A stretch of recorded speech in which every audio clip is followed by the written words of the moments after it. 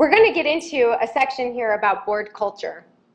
The tone at the top sets the tone for the middle. And that is a statement that I will stand by. Now, I also stand by this one. What happens in the middle, and in this case in your community, also bubbles up to the top.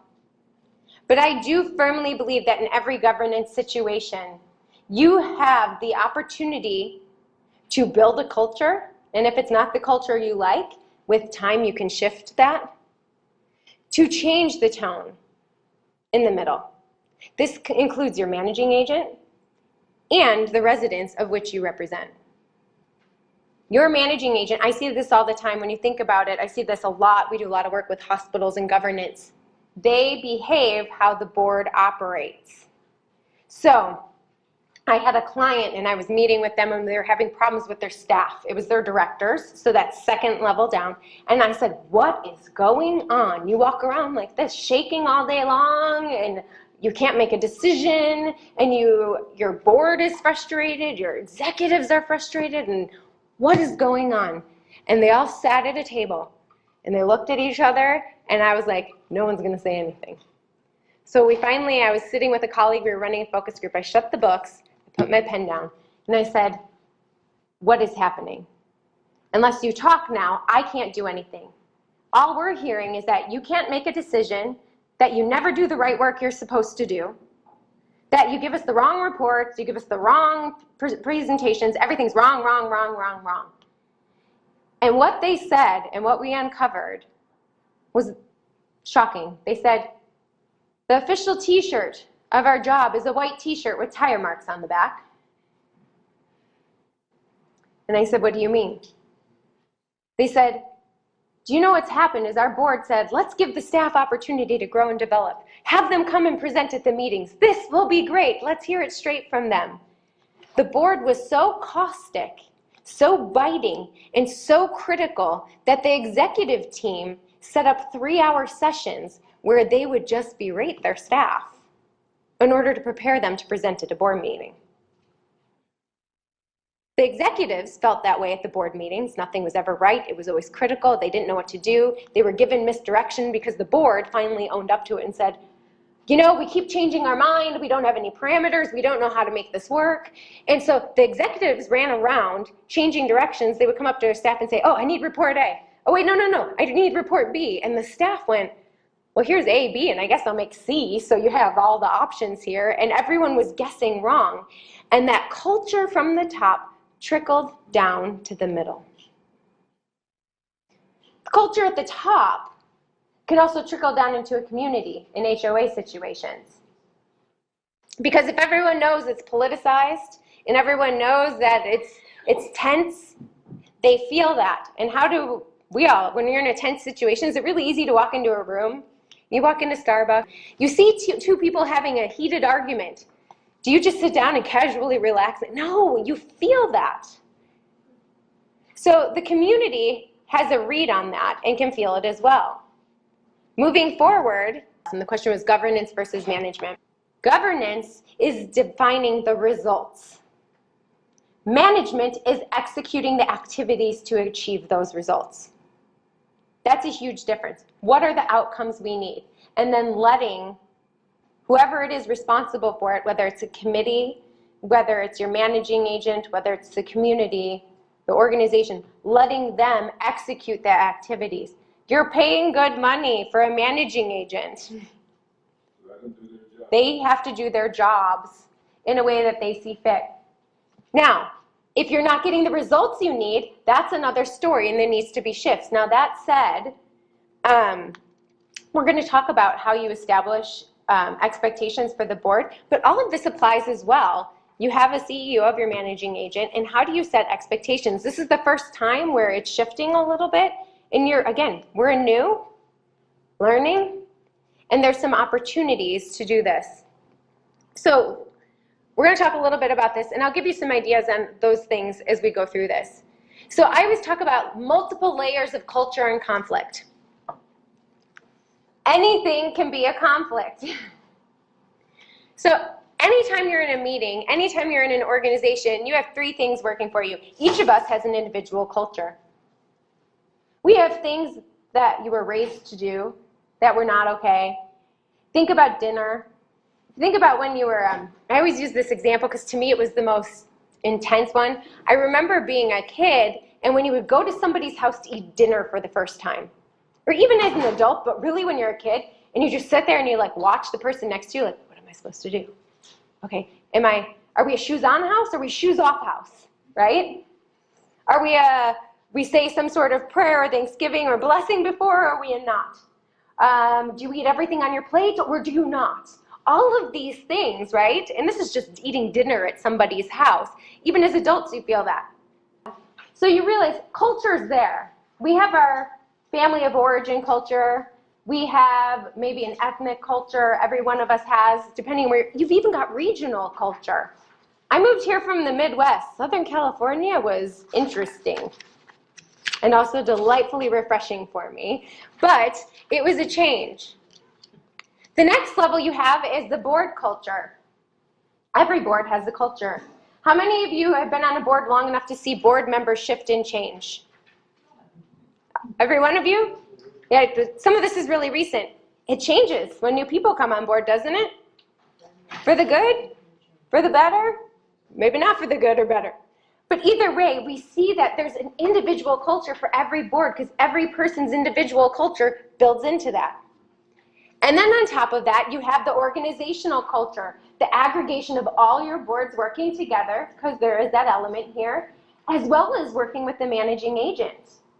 So all of this comes together, and it's very complicated, and there's lots of overlap, and there's lots of fingers reaching, and you know what that means? There are a ton of chances for conflict to emerge. And it happens because we are human people who are not perfect, right? We're all going to make, I know, this is shocking to all of us, but humans are not perfect. We are ripe with opportunity for conflict and governance in particular. Not to mention, all of you, this is your community. You're invested here, right? This is where you live. So there's different types of board cultures. Now I'm going to tell you these and you're all going to go, well, duh, this is what we want to be. And I'm actually going to argue with you that maybe not so much. So there's 3 different types of board cultures. And you're not going to fall necessarily into one, okay? There's not just one and you're going to go, oh, we're harmonious. Oh, we're embattled. There are elements of all of these. It's more, where do you fit in that triangle? Are you slightly up more towards embattled? Are you slightly more down towards harmonious? It's going to shift. And it might be okay to shift at times. We'll talk about that. So the first type of board is a passive board, okay? I see this a lot. But a passive board typically acts as advisors. The story I told you about Jim and the whole rubber stamping, this is our method of operation. Sounds good to me, pass. Sounds good to me, pass. Oh, the committee decided, great. A passive board just does the work. They're content with the status quo. Things are going great, let's keep them going great. They're comfortable being led by an influential person. So typically there's one person who just kind of owns it all, and they're totally okay with that. And the work is done by the staff. So the good thing about passive boards, because yes, there is a good thing. In these cases, there is usually not any conflict between what is governance and what is management. Sometimes, to their detriment, the staff are actually doing some of the governing and making the decisions. But in many cases, it's not. Some of the downsides of a passive board, it may not be progressive in times of change. What worked in 2014 works in 2016. What worked in 1999 worked in 2016. That kind of mentality cannot be progressive and can build a community. My sense is maybe some of the contention here, it may be that in past decades there were passive boards. Don't need to worry about reserves. Don't need to worry about what's going to happen down the road. This is what happened with our government, and we're looking at the crisis of Social Security, and are people going to have Social Security? The baby boomers are going, is this going to be available to me when I retire in 15, 20 years? Because it was passively managed. So it's the status quo. Work is done by staff. Again, not always bad. Can you see a time and place where a passive board may be appropriate? Not in this community, but in other situations, there is a time and place. You need to be agile. And that's the difference is there's a time and place for the board to act. Okay, this is moving forward. This isn't worth hanging up on. And then there's a time to, do some of these other things that we need to do. The next one is the embattled board. I want to see no finger pointing. Giggling may be okay. Power players and politicians. Preferred operation, politics, not leadership. Everything becomes political. The challenge is, in your role, you're politically elected. So it is political in nature. And this is the challenge you have. A lot of times boards are appointed, right? But you are elected to represent. This is a challenge. It's politics, not leadership. I hear and see this all the time. There's so much politicking and navigating that they've lost sight of the actual issues that they're voting on. Because it's about a domino effect instead of the issue at hand. They are content with nothing. Nothing is ever good enough. Nothing is ever satisfying enough. See, it's starting to sound like our government a little bit more. Focusing on constituencies, groups, meetings, secret meetings, argumentations, tensions spilling out publicly. This is what happens with an embattled board. Now, when managed properly and respectfully, not doing these things, having some underlying tension means you're being innovative. You're not being the harmonious stampers, right? You're not passively governing. The good thing about an embattled board, if you can find such a thing, is that there's passion. There's a reason everybody's fired up. So the challenge is, how do you harness that passion to be productive? And that's what we're going to talk a little bit about. The last one's the Harmonious Board, and everyone goes, oh, yay, this is what we want to be. This is really hard to achieve, but it's worth noting and setting that goal because I have seen it. But it takes a lot of work, and it takes a lot of expectation setting, and quite honestly, it takes a lot of forgiving and putting bygones to be bygones and setting them aside and saying, tabula rasa, clean slate, let's move forward.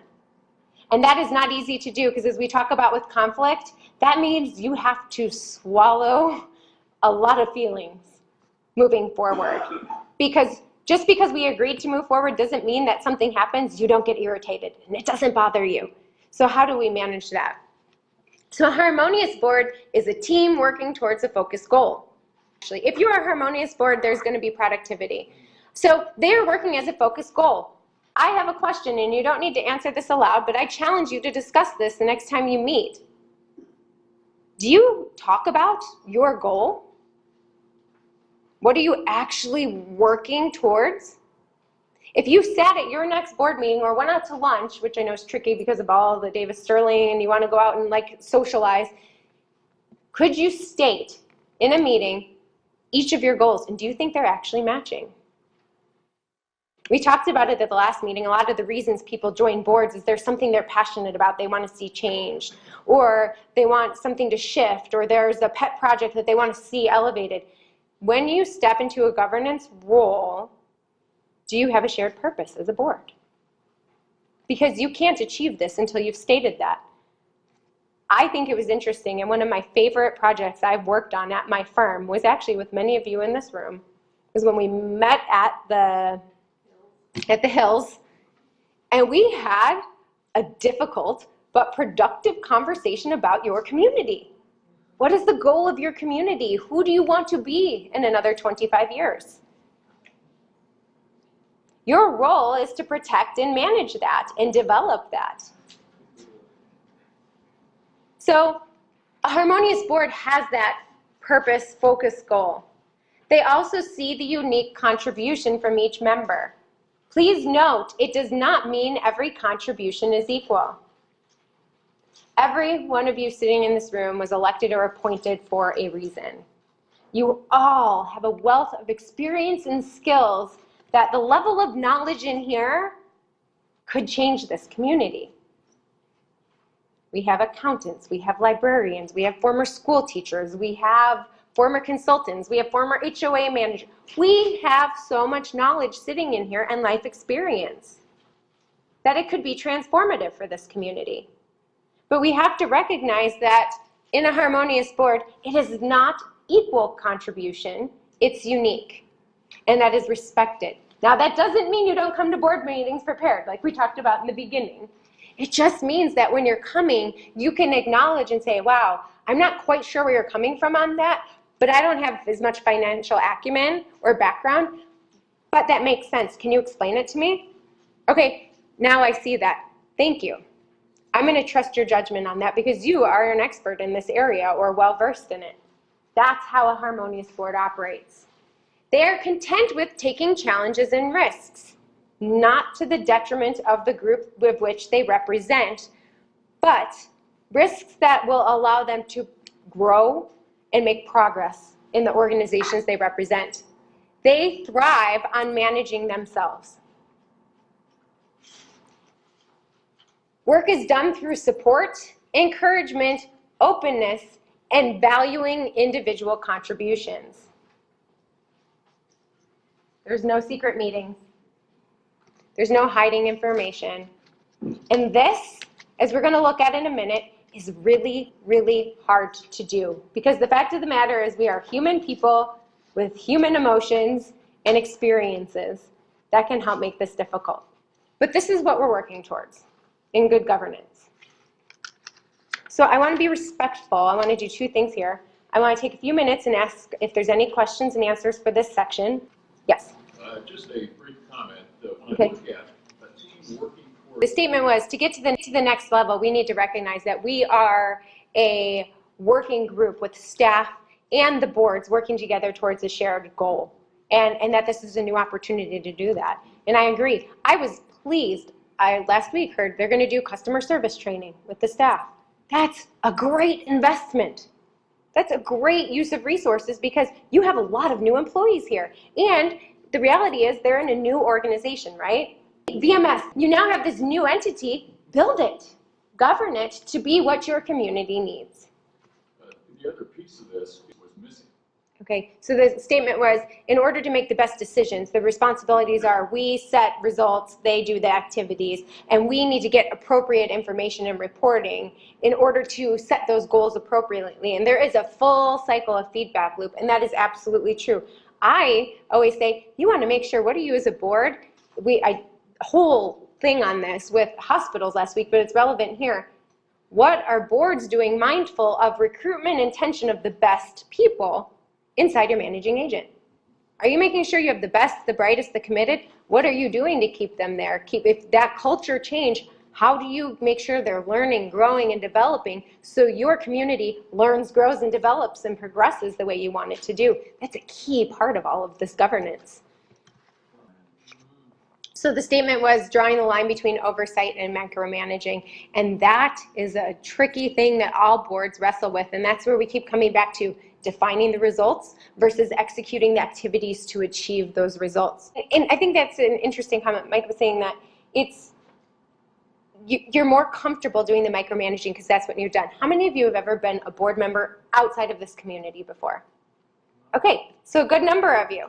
Is this gig different than the other ones? So, right? So it's different, but it's very hard. Here's the thing. We spent 2 days, many of you, struggling, and that was good work. We made progress, right, on defining what is the vision and purpose for your community. And guess what? Setting a vision, making high-level decisions, it's uncomfortable. It's probably going to make some people mad, not because they're bad decisions necessarily. I don't know what they are, so I can't give a value statement to it, but because that makes everybody uncomfortable, because who's comfortable thinking about big, nebulous, unknown things? Most people aren't.